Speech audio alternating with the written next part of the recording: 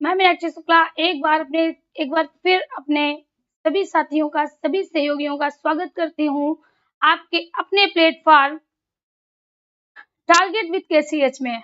तो साथियों, हमने शब्द के कई पार्ट कवर कर लिए हैं। जैसे हमने सबसे पहले क्या पढ़ा? शब्द पढ़ा। शब्द में हमने संज्ञा को पढ़ा। संज्ञा के बाद हमने सर्वनाम को पढ़ा। सर्वनाम के बाद साथियों विशेषण को पढ़ा। और आज हम बात करने वाले हैं क्रिया पर। आज हम बात करेंगे क्रिया पर।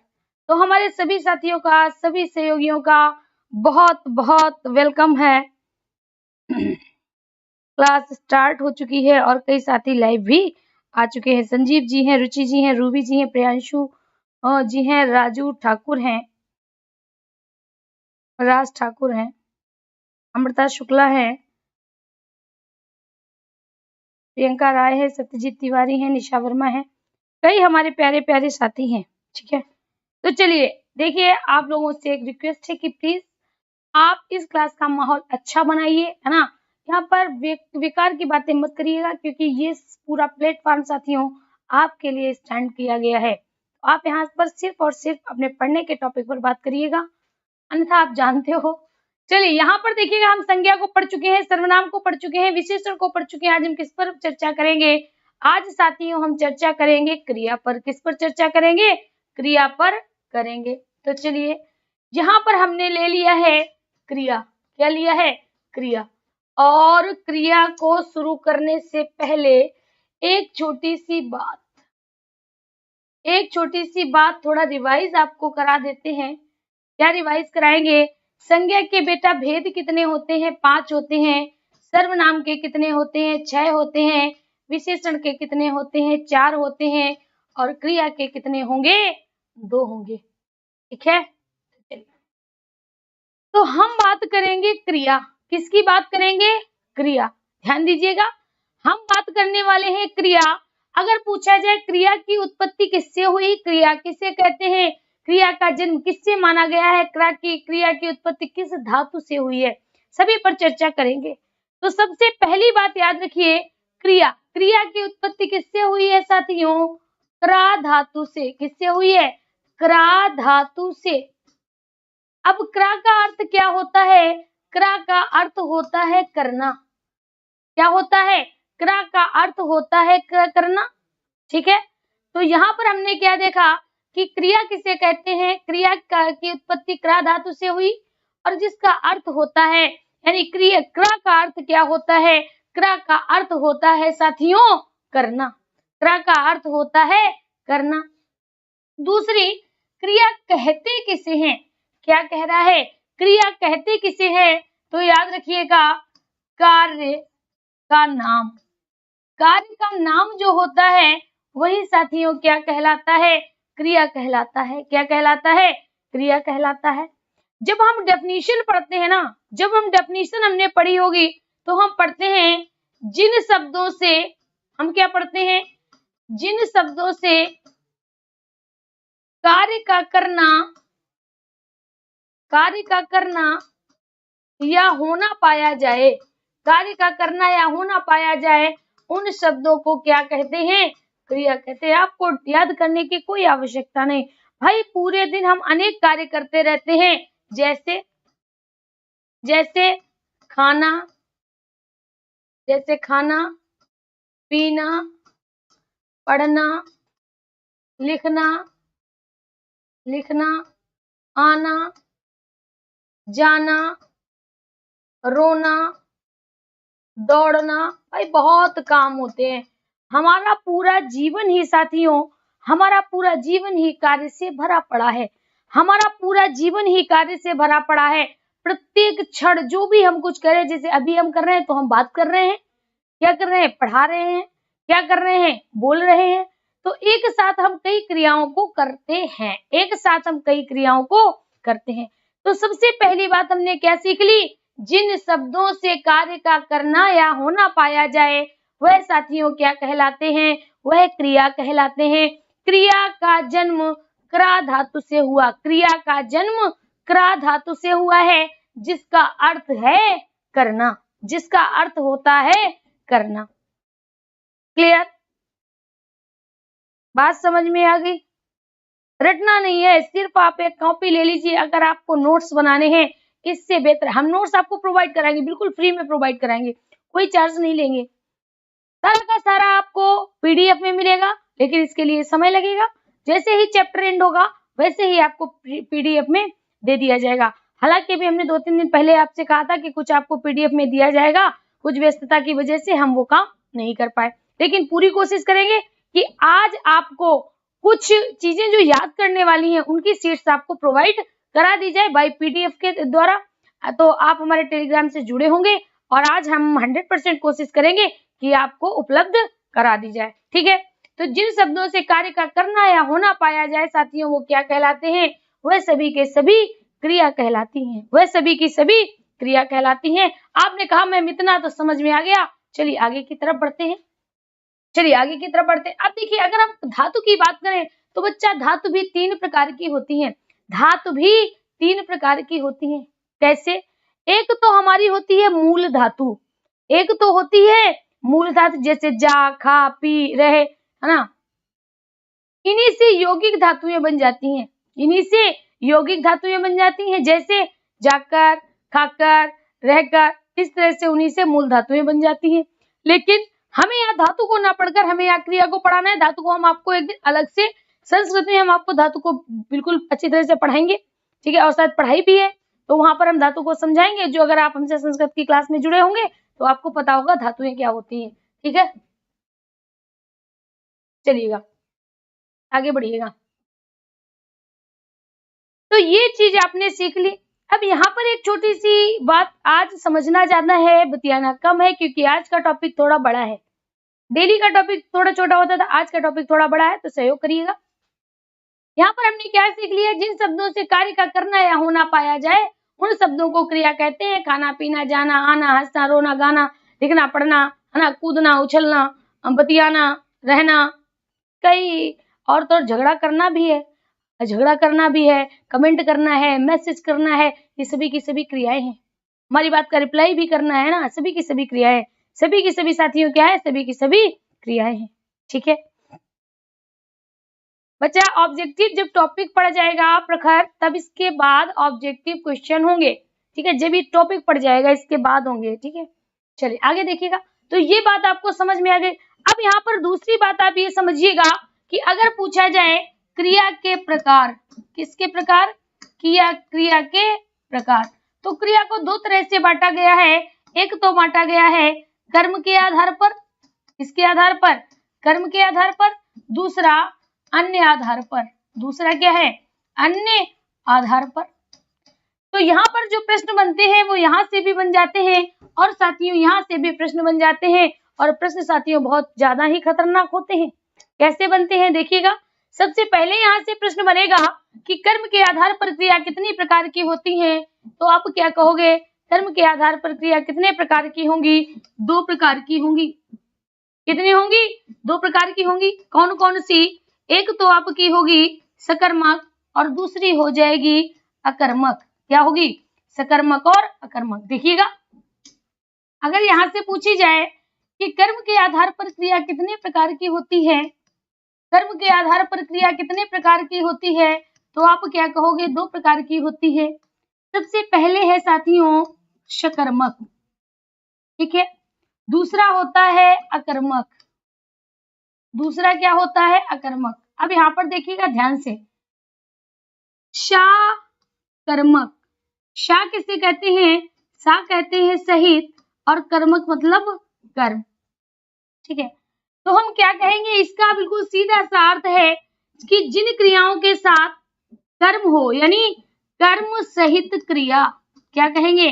कर्म सहित क्रिया क्या कहलाती है? सकर्मक क्रिया कहलाती है। या हम कह सकते हैं ऐसी क्रियाएं, क्या कह सकते हैं? ऐसी क्रियाएं जिनके साथ कर्म हो, जिनके साथ कर्म हो या होने की संभावना हो, या होने की संभावना हो।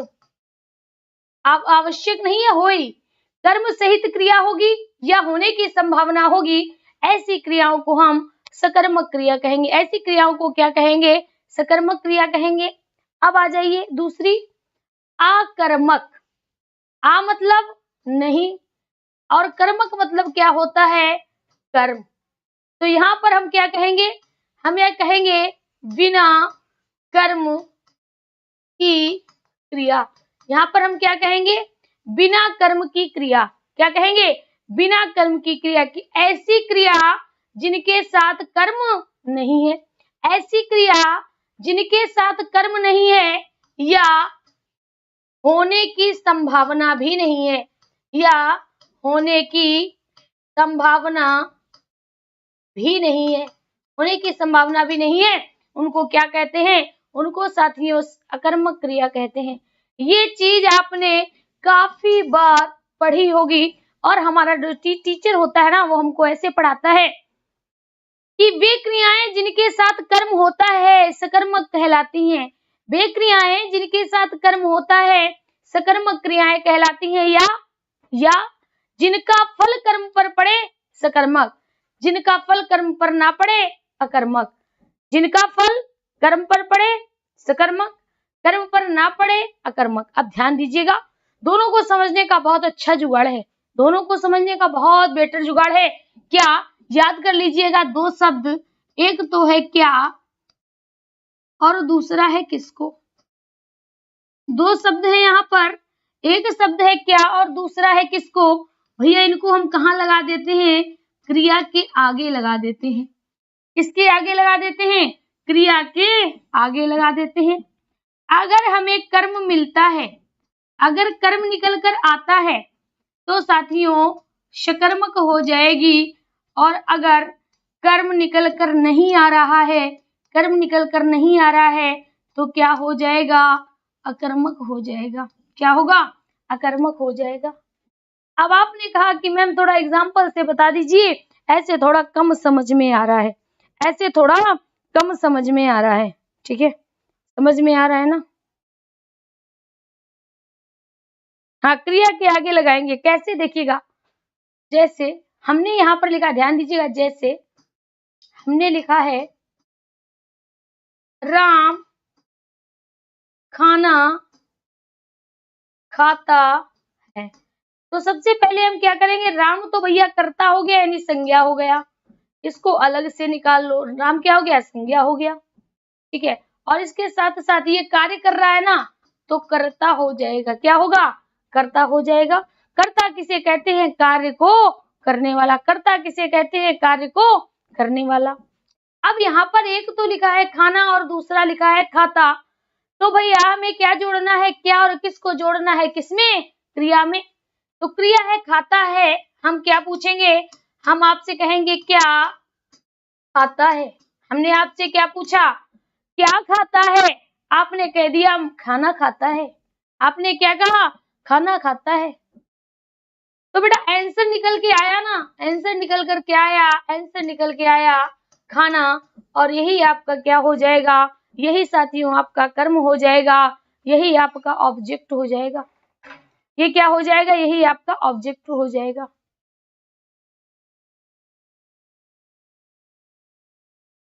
ये क्या हो जाएगा? ये आपका ऑब्जेक्ट होगा।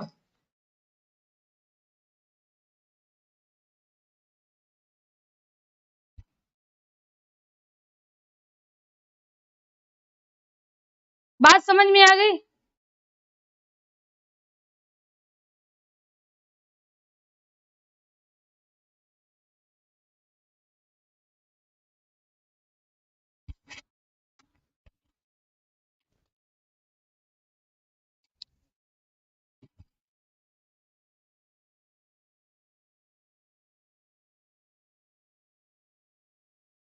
ठीक है, यहाँ तक किसी कोई समस्या?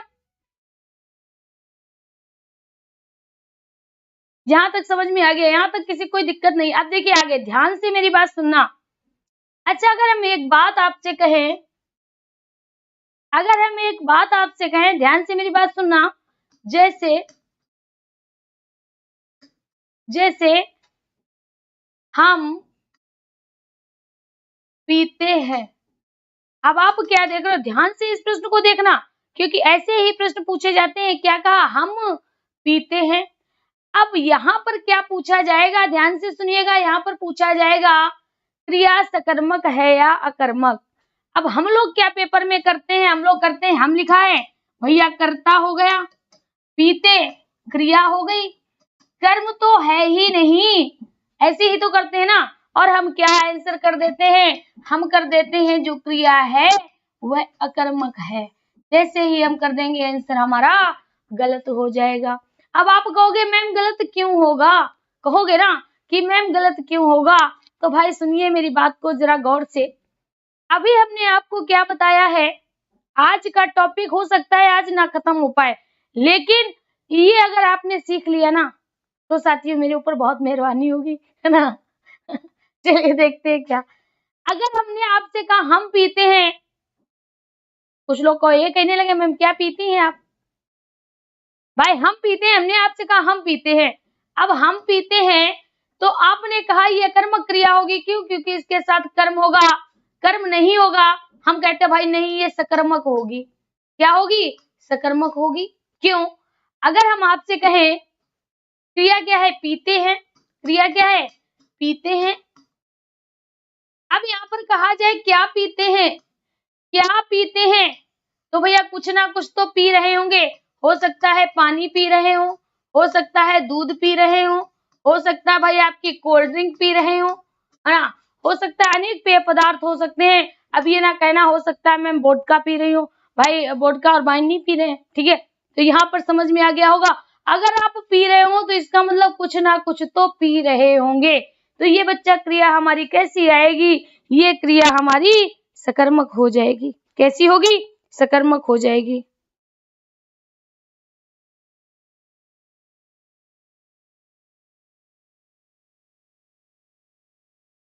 ठीक है,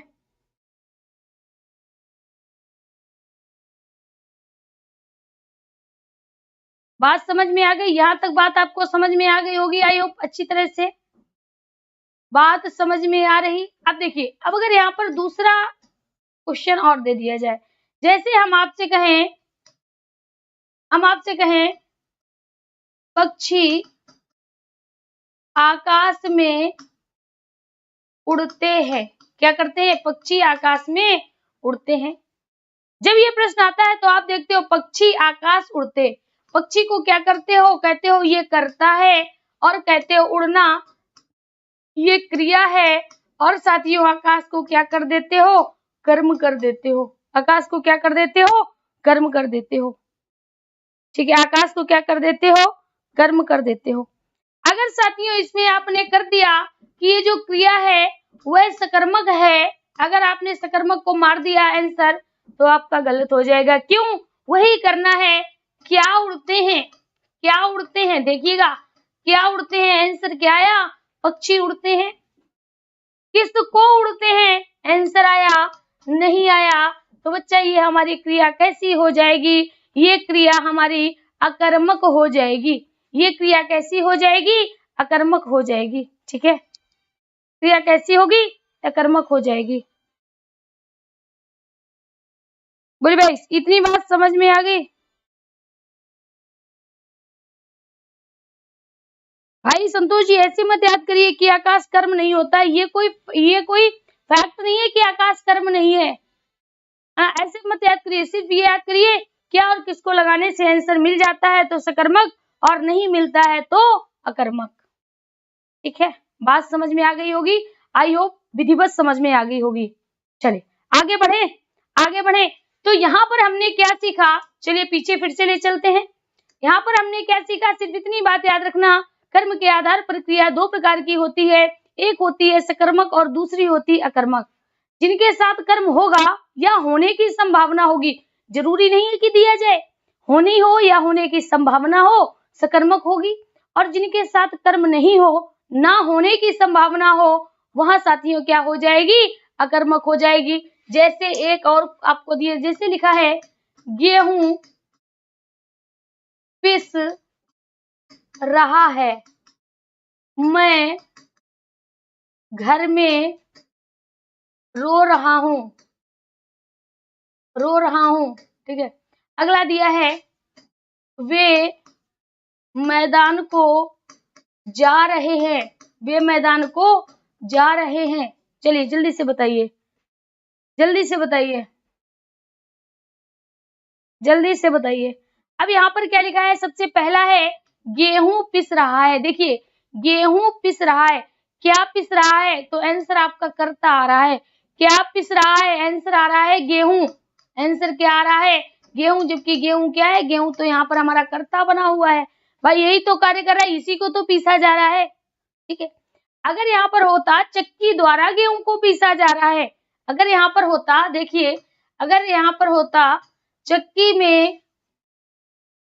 में गेहूं को पीसा जा रहा है, देखिएगा चक्की में गेहूं को पीसा जा रहा है, तो भैया चक्की में यानी पीसने का कार्य कौन कर रहा है? चक्की में। अब यहाँ पर पीस क्या रहा है? गेहूं को। किसको? गेहूं को। किसको? गेहूं को। तो गेहूं क्या हो गया? गेहूं यहाँ पर कर्म हो गया। क्या पीसा जा रहा है? गेहूं। या किसको पीसा जा रहा है? गेहूं को पीसा जा रहा है। तो जो पीसा है साथियों वो कैसी क्रिया हो गई? वह क्रिया हो गई सकर्मक। क्या हो गई? सकर्मक। जबकि पिस रहा है ये कैसी हो गई? अकर्मक, क्योंकि गेहूं स्वयं ही पिस रहा है, गेहूं स्वयं ही पिस रहा है। ठीक है,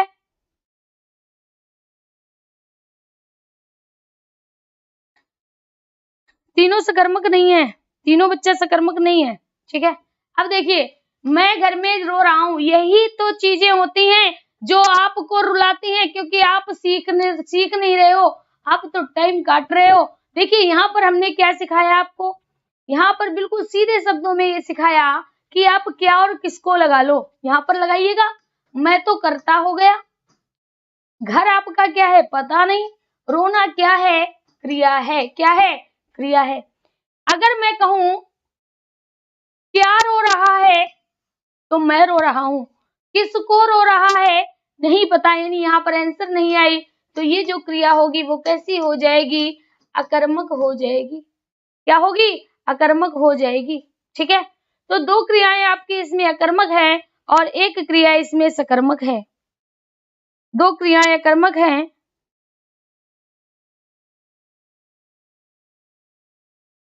बात यहां तक समझ में आ गई?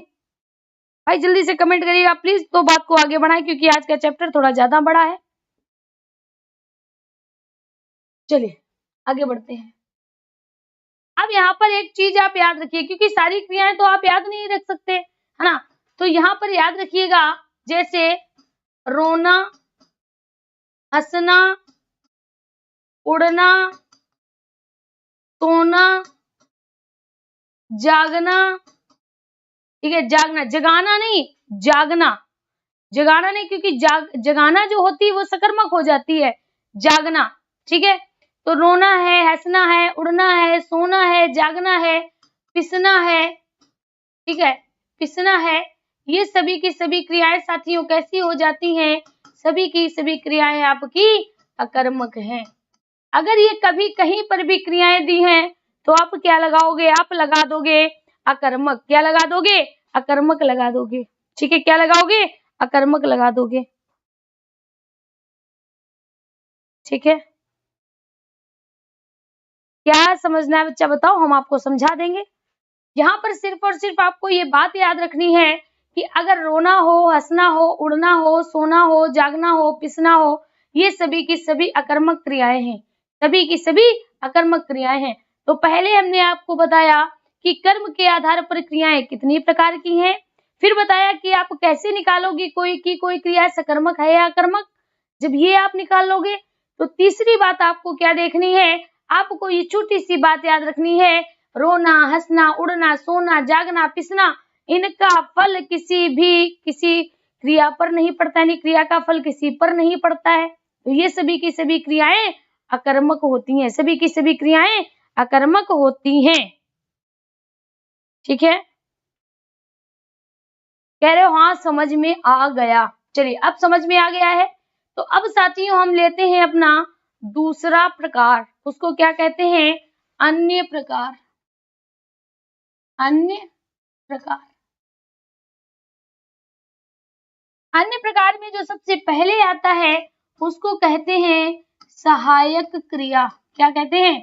सहायक क्रिया। हमेशा देखिएगा सहायक क्रिया की अगर बात करें तो ये किसके साथ जुड़ती है? मुख्य क्रिया के साथ। किसके साथ जुड़ती है? मुख्य क्रिया के साथ। मुख्य क्रिया के साथ जुड़कर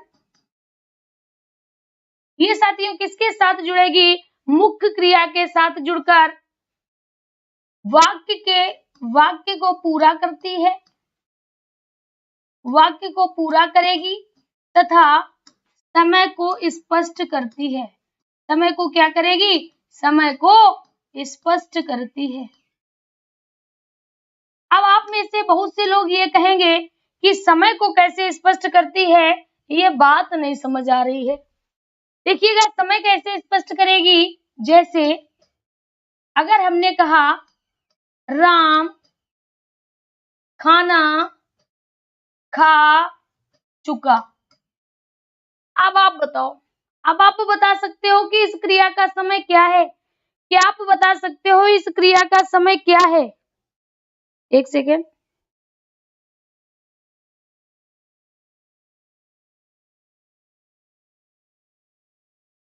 बच्चा अब तो बड़ा बड़ा लिख रहे हैं।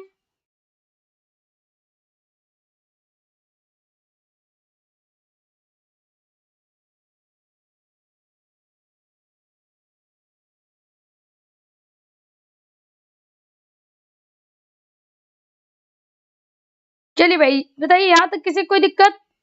चलिए यहाँ पर देखिए, तो यहाँ पर कह रहा है राम खाना खा चुका। ठीक है, तो यहाँ पर हमने आपको पहले बताई सहायक क्रिया किसे कहते हैं? मुख्य क्रिया के साथ जुड़ेगा। मुख्य क्रिया कौन सी है? खाना हमारी मुख्य क्रिया है। अब अगर यहाँ पर हम लिख दें भैया, यहाँ पर हम क्या लिखेंगे? या तो हम था लिखेंगे, या तो हम है लिखेंगे, या तो हम क्या लिखेंगे? गा गी गे, यही तो लिखेंगे। यानी हम लिखेंगे राम खाना खा चुका था, राम खाना खा चुका है, राम खाना खा चुकेगा, यही तो लिखेंगे ना। तो बच्चा ये जो है ना था, है और गागी गे, ये क्या है? ये समय, ये क्या है? ये सहायक क्रियाएं हैं। तो अगर हमने जोड़ दिया था तो आप मोस्टली क्या कहोगे? भूतकाल का है, यानी समय बीत चुका है। समय कैसा हो चुका है? बीत चुका है। दूसरा अगर हम कहते हैं है, तो इसका मतलब साथियों समय वर्तमान काल का है। समय कैसा है? समय चल रहा है। अगर हम कहें लिखा है गागी गे, तो इसका मतलब क्या है साथियों? भविष्य काल का है। कैसा है? भविष्य काल का है, यानी आने वाला समय है। कैसा समय है? आने वाला समय है।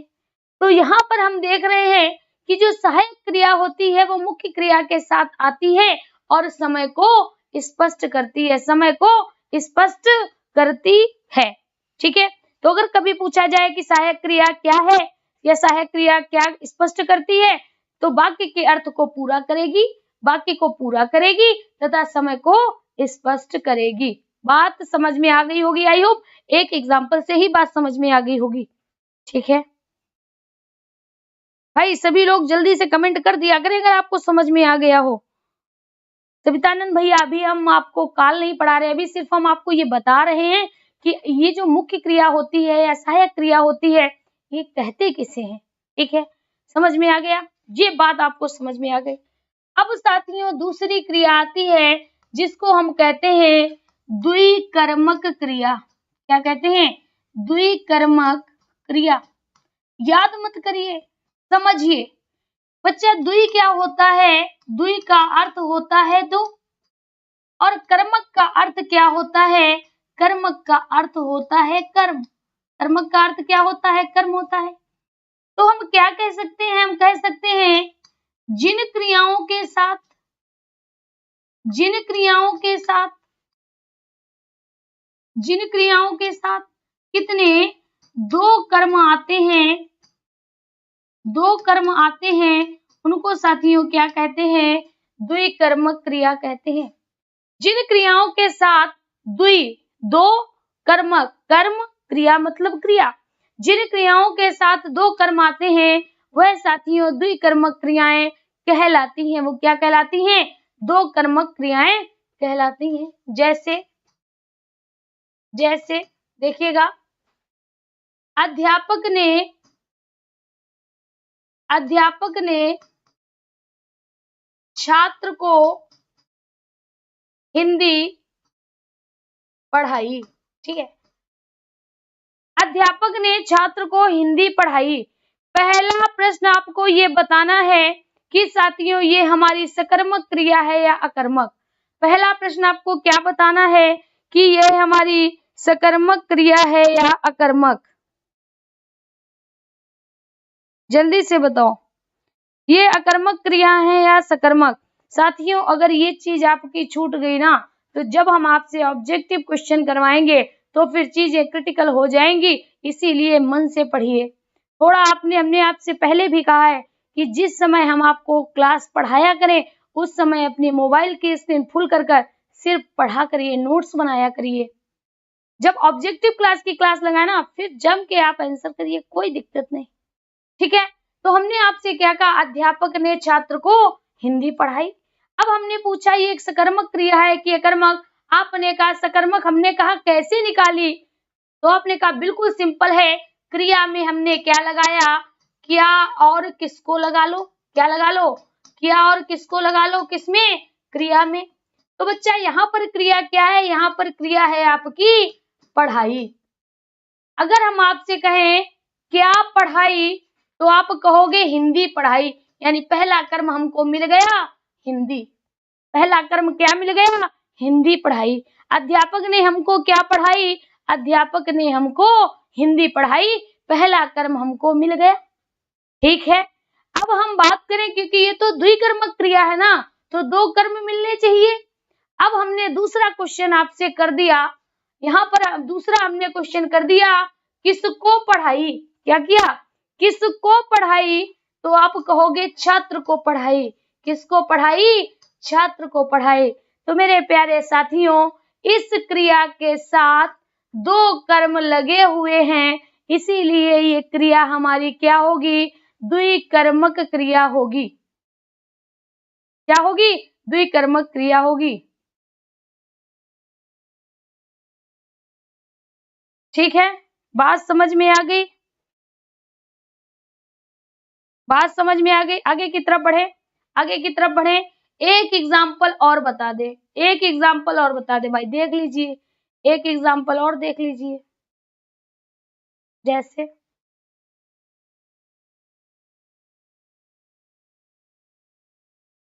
पिताजी ने बालक को डंडे से पीटा। ठीक है, पिताजी ने बालक को डंडे से पीटा। ठीक है, समझ में आया। यहाँ पर थोड़ा देखिए, अगर हम यहाँ पर देखें, शब्दों के साथ थोड़ा छेड़छाड़ किया गया है, शब्दों के साथ थोड़ा छेड़छाड़ किया गया है, इसीलिए इसका आंसर देखिए, पिताजी ने किसको पीटा, तो आप कहोगे बालक को। अब यहाँ पर कहेंगे क्या पीटा, क्या पीटा, तो यहाँ पर आंसर नहीं निकल के आएगा। इसको थोड़ा हम घुमा के लिखते हैं, कैसे, देखिएगा।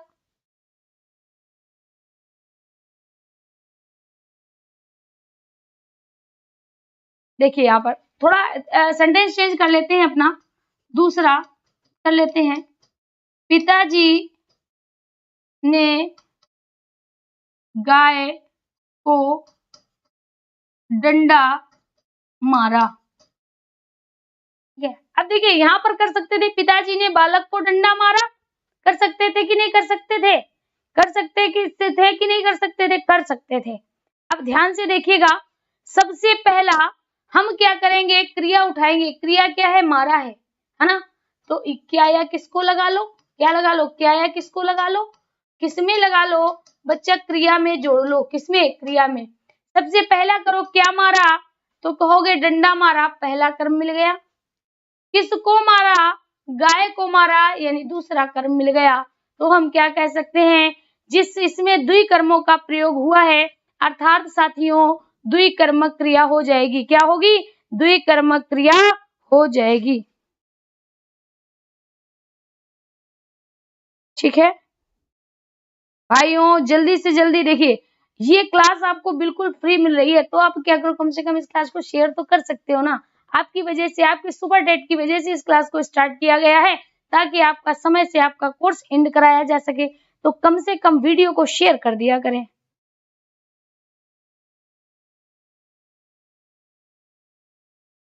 चलिए, बात ये समझ में आई या नहीं आई? तो अगर साथियों देखिए, यहाँ पर आप दो ही लगा सकते हो, क्या और किसको।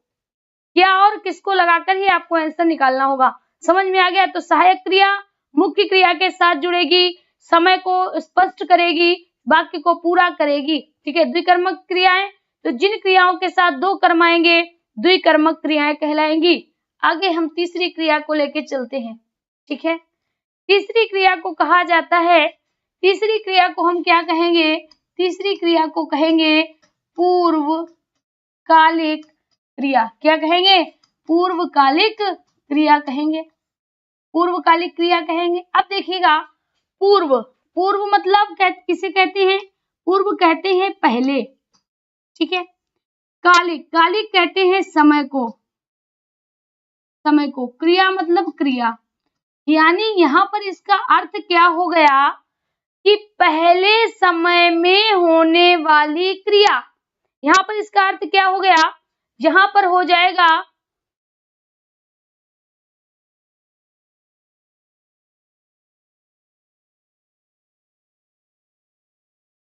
चलिए, यहाँ पर देखिए क्या कह रहा है, पहले समय में होने वाली क्रिया। पहले समय में होने वाली क्रिया, यानी जो पहले समय में क्रिया होगी वही साथियों क्या कहलाएगी? पूर्वकालिक क्रिया कहलाएगी। क्या कहलाएगी? पूर्वकालिक क्रिया कहलाएगी। तो यहाँ पर हम लिख लेते हैं, पहले समय में खत्म होने वाली क्रिया, खत्म होने वाली क्रिया। अब यहाँ पर ये क्या याद रखना है? यहाँ पर दूसरी बात ये याद रखनी है कि साथियों इसमें दो क्रियाएं होंगी, दो क्रियाएं होंगी। एक पहले खत्म होगी, एक पहले समाप्त होगी, एक पहले समाप्त होगी, दूसरी बाद में होगी। एक पहले समाप्त होगी, दूसरी बाद में समाप्त होगी। कैसे? अब देखिएगा इसको, जैसे साथियों अगर हम बात करें, जैसे बात करें राम खाना खाकर सो गया था।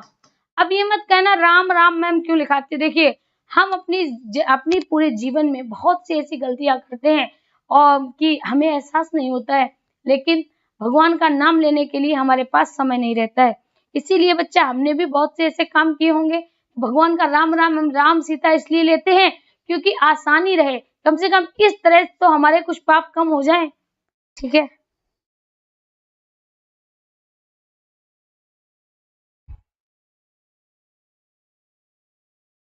ठीक है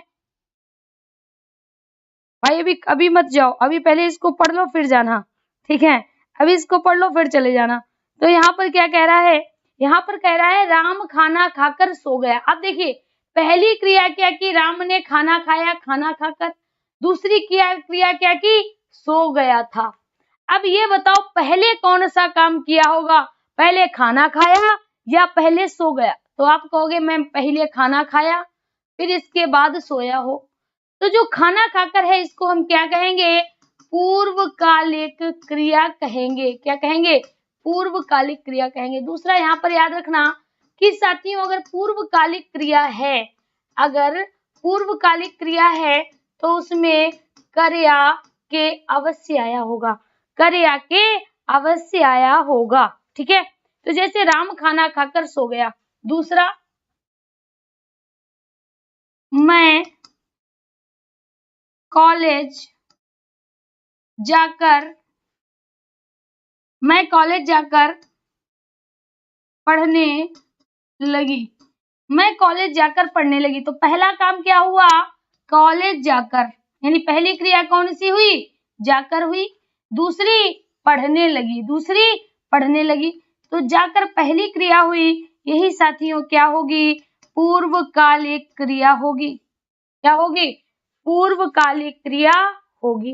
बात समझ में आ गई? और इसमें और भी सेंटेंस आते हैं, जैसे डॉक्टर के आने से पहले रोगी मर चुका था। डॉक्टर के आने से पहले रोगी मर चुका था। ठीक है, इस तरह से भी आएंगे। ठीक है, बात समझ में आ गई? बहुत बढ़िया, यहां तक आपको समझ में आ गया। चलिए आगे देखते हैं। तीसरा, संयुक्त क्रिया। संयुक्त क्रिया, जब हम बात करें संयुक्त क्रिया, संयुक्त किसे कहते हैं? देखिए भाई, आपने संयुक्त वर्ण पढ़े होंगे। क्या पढ़े? संयुक्त वर्ण पढ़े थे ना। क्या? का प्लस खा क्या बन जाता है? चा बन जाता है। ता प्लस रा मिलकर रा बन जाता है। यानी जो संयुक्त का मतलब क्या होता है? दो वर्ण से बना एक वर्ण जो होता है वो संयुक्त वर्ण होता है। होता है कि नहीं होता है? ठीक वैसे ही संयुक्त क्रिया क्या होगी? क्रिया प्लस क्रिया क्या बनाएगी? एक क्रिया बना देगी। तो यहाँ हम क्या कहेंगे?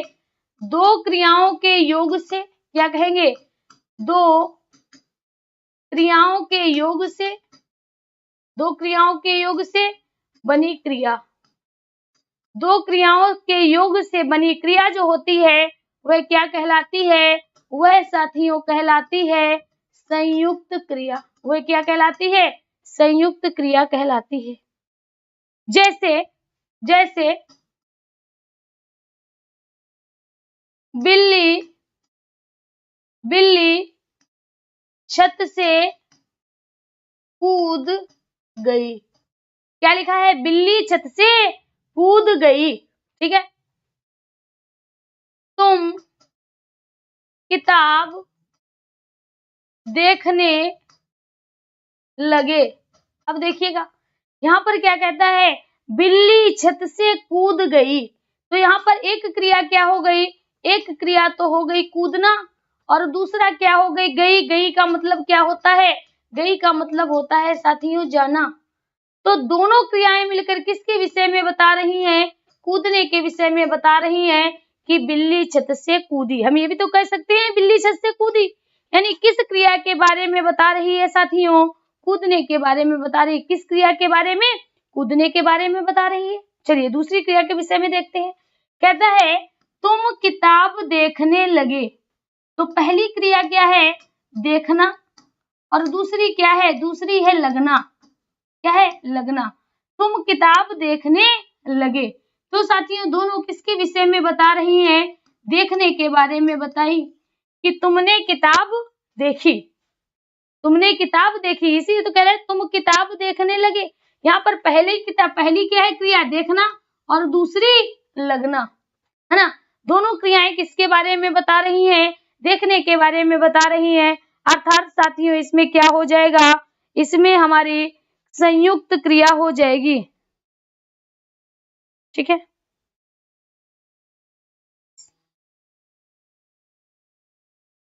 भाई ईशु सावंत जी साफ दिखाई नहीं दे रहा है। आप लोग भी बताओ कि आपको साफ दिखाई दे रहा है या नहीं दिखाई दे रहा है? आप सभी लोग बताइए कि आपको साफ दिखाई दे रहा है या नहीं दिखाई दे रहा है?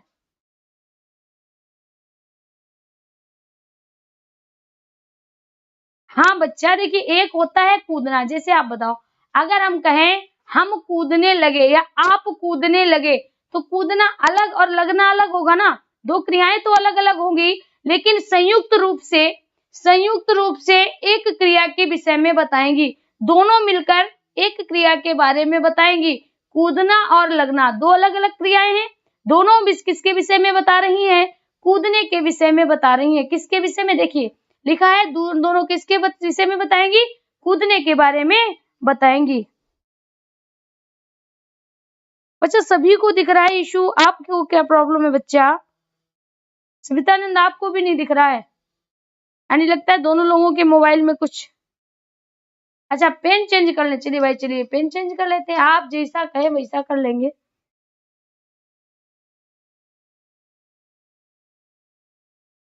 चलिए, सभी को दिख रहा है। भाई जिसको नहीं दिख रहा है वो बता दे। चलिए यहाँ तक आपको कोई समस्या नहीं है ना, यहाँ तक कोई समस्या नहीं है। चलिए आगे बढ़ते हैं।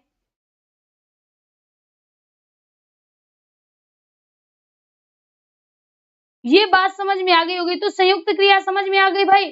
दो क्रियाएं मिलकर जब किसी एक क्रिया के बारे में बताती हैं तो उसको क्या कहते हैं? उसको साथियों संयुक्त क्रिया कहते हैं। ठीक है, अब चलिए अब अपनी बात करते हैं पांचवी की, जिसको कहते हैं नाम बोधक क्रिया। क्या कहते हैं? नाम बोधक क्रिया कहते हैं। नाम बोधक क्रिया कहते हैं। अब हमेशा याद रखना, नाम बोधक क्रिया में हमेशा निश्चित संज्ञा क्या आएगा? निश्चित संज्ञा या विशेषण। निश्चित संज्ञा या विशेषण आएगा क्रिया से पहले। क्रिया से पहले, ठीक है, क्रिया से पहले साथियों निश्चित संज्ञा आएगी या निश्चित विशेषण आए तो उसको हम कहते हैं नाम बोधक क्रिया। क्या कहते हैं? नाम बोधक क्रिया। ये सभी शब्दों की नहीं बन सकती, इसमें कुछ निश्चित शब्द ही होते हैं। इसमें कुछ निश्चित शब्द ही होते हैं। ठीक है, इसमें कुछ निश्चित संज्ञा या निश्चित विशेषण होते हैं। जैसे ध्यान दीजिएगा सभी लोग, जैसे अगर हम कहें, आप लोग भी कहते हैं कि उसको देखकर मेरा खून खौल उठा। क्या कहते हो? खून खौल उठा या खून खौलने लगा। अब खून क्या है? खून तो भैया हमारी बॉडी में दौड़ रहा है। खून खौलने लगा, भाई क्या खून खौलता है? नहीं कहता। लेकिन ये खून खौलना किसके विषय में बताता है? किसी के प्रति नफरत के विषय में बताता है। किसी से अगर आप नफरत करते हो, घृणा करते हो, तो आप क्या कहते हो कि उसको देखकर मेरा खून खौलने लगता है। ये तो नहीं कहते हो कि उसको देखकर मेरा प्लाज्मा खौलता है या उसको देखकर मेरा लिम्फ उबलने लगता है, उसको देखकर मेरी श्वेत रक्त कणिकाएं फड़फड़ाने लगती हैं। नहीं, हमेशा क्या कहते हो? खून खौलने लगा। कहते हो ना? क्या कहते हो? खून खौलने लगा। क्या कहा? कहते हो खून खौलने लगा। ठीक है, कहते हो कि नहीं कहते हो? जल्दी से बताओ। हाँ भाई, सभी लोग कहते हैं, कहते हैं खून खौलने लगा। ठीक है, दूसरी बात देखिएगा, ये सभी चीजें आप अपने जीवन में प्रयोग करते हो, हम जानते हैं। दूसरा है लाठी मारना। लाठी मारना, लाठी मारना या जूते मारना। ध्यान से सुन लेना। देखिए भाई, अगर आपको मजाक बनाना है ना, ये चीजों को समझना ये आप पर डिपेंड करता है। हमारा काम है समझाना, हम विधिवत तरह से हम यहाँ समझा रहे हैं। आपका काम है बच्चा समझना। आपका काम क्या है? समझना, हमारी मेहनत को सार्थक बनाना। अब देखिए यहाँ पर क्या कहता है, यहाँ पर साथियों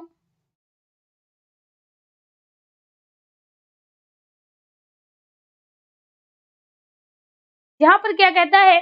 लाठी मारना। आपने देखा होगा अक्सर लोग क्या कहते हैं, जैसे दूसरे से कहते हैं कि तुम भाई बात ऐसी करते हो जैसे लाठी मारते हो, या तुम ऐसा बोलते हो जैसे जूते मार रहे हो। तो ये जो जूते मारना है या लाठी मारना है, ये क्या होता है साथियों? ये होता है बेइज्जत करना। क्या होता है? बेइज्जत करना या बेइज्जती, जिसको आप कहते हो ना बेइज्जती। तो बेइज्जत करना या बेइज्जती करना, इसके लिए साथियों क्या कहा जाता है? लाठी मारना या जूते मारना। कि आप बात ऐसे करते हो जूते मार रहे हो। आप लोग भी अपनी लैंग्वेज में इसका प्रयोग करते होगे कि वह बात ऐसे करता है जिसने लाठी मार रहा हो। तो ऐसा तो नहीं है जब बात करने आता हो लाठी लेके आता हो, एक बात कहता हो फिर लाठी मारता हो, दोबारा फिर बात कहता हो फिर लाठी मारता हो। नहीं, ये उसके बात करने का तरीका है और हम इसको क्या करते हैं? इसका प्रयोग करते हैं, जैसे लाठी मारना या जूते मारना। बात समझ में आ गई? बात समझ में आ गई?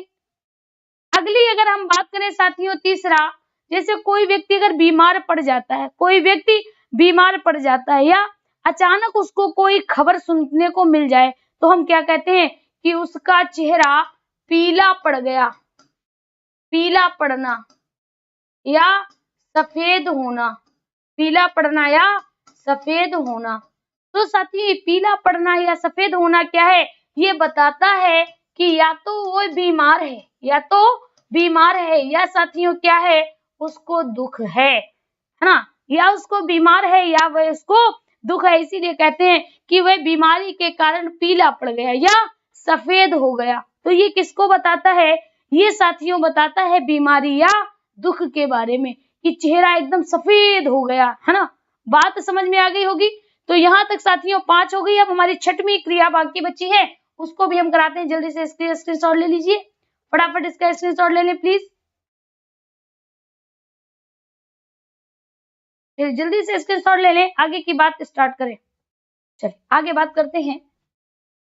लास्ट बचा है आपका, लास्ट बचा है 6वीं, जिसको हम कहते हैं, जिसको कहते हैं क्रियार्थक संज्ञा। क्रियार्थक संज्ञा याद मत करो, रटो नहीं, सिर्फ बात समझो। यहाँ पर क्या है, संज्ञा, देखिए यहाँ पर क्या है, क्रिया, क्रिया है, क्रिया को संज्ञा बना दिया जाता है। क्रिया को क्या बना दिया जाता है, संज्ञा बना दिया जाता है, यानी कर्ता के रूप में उसका प्रयोग किया जाता है। क्रिया को संज्ञा बना देता है, क्रिया को क्या बना देता है, संज्ञा बना देता है। अब आप कहोगे कि मैम क्रिया को संज्ञा कैसे बना देता है, क्रिया से संज्ञा कैसे बन जाती है? बहुत आसान है बच्चा। यहाँ पर क्या है, यहाँ पे क्रिया ले ली और क्रिया में क्या लगा दिया, ना लगा दिया। तो जब क्रिया में आप ना लगा दोगे तो क्या बन जाएगी, क्रियार्थक संज्ञा बन जाएगी। क्या बन जाएगी, क्रियार्थक संज्ञा बन जाएगी। क्या बन जाएगी, क्रियार्थक संज्ञा बन जाएगी। ठीक है, बोली क्या बन जाएगी, क्रियार्थक संज्ञा बन जाएगी। कैसे, ध्यान दीजिएगा। जैसे यहाँ पर अगर हम बात आपसे कहें, जैसे टहलना स्वास्थ्य के लिए लाभदायक है। टहलना स्वास्थ्य के लिए लाभदायक है। तो बच्चा हमने इसको यहाँ तो एक तो कर्ता बनाया, दूसरा टहल क्रिया है उसमें ना लगा दिया, तो टहलना क्या हो जाएगी, क्रियार्थक संज्ञा हो जाएगी। ठीक है। दूसरा अगर हम बात करें, जैसे यहाँ पर लिखा है धूम्रपान करना। धूम्रपान करना स्वास्थ्य के लिए हानिकारक है। क्या है, हानिकारक है। तो हमने यहाँ क्या किया, धूम्रपान कर, देखिए ना जोड़ दिया और इसका प्रयोग किस अर्थ में कर दिया, कर्ता के रूप में इसका प्रयोग कर दिया, कर्ता के अर्थ में इसका प्रयोग कर दिया। यहाँ पर देखिए अगर हम तीसरा बात करें, तीसरा हम यहाँ पर आसानी से कह सकते हैं